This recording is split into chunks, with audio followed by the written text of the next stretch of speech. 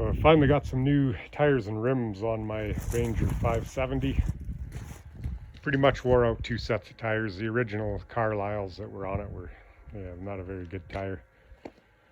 And then I had another set on my Sportsman 700 that I'd put on, and pretty much wore them out. These are 26 by 9 on a 12-inch rim.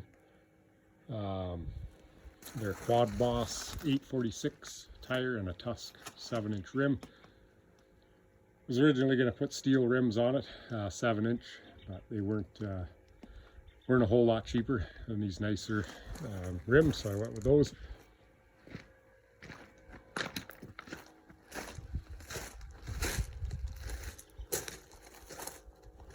Brought it up just over an inch, actually 1 1/8 inches, all the way around over the OEM 25-inch tires. I've got a Marshall Moto Art 2.5-inch lift, and I've also got 1.5-inch spacers. So for a 26-inch tire, there's a lot of clearance. I was wondering about the on the front. Yeah, definitely no issue. Didn't want to go too big. It's only a 570, not a powerhouse by any means. But these tires, I do a lot of gravel, logging road riding, a little bit on the highway. So these tires are going to be a lot better. They're all the same size. I can rotate them, and the intent is to get quite a few years out of them. I actually had a Reptile tire that I'd worn out pretty good. They're old and they all leak, but these I figure I got about 12,000 kilometers on them. Radial Reptile. All the sidewalls are cracked. I got my money's worth out of them.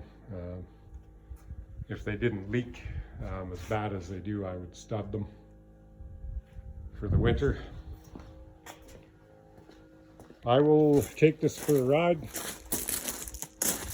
and see how they do. I suspect it's going to be a much nicer ride. The other ones were cut so bad. I'm going to start out with 12 psi in each tire, sitting on the concrete, pretty much flat across the entire tread surface at 12 psi with the weight on this buggy. Might have to put some mud flaps, maybe a custom flap coming out and then just wrapping around. I'm not big into ripping around in the mud and that, but certainly out in the rain and wet weather, so this is gonna throw quite a bit of mud.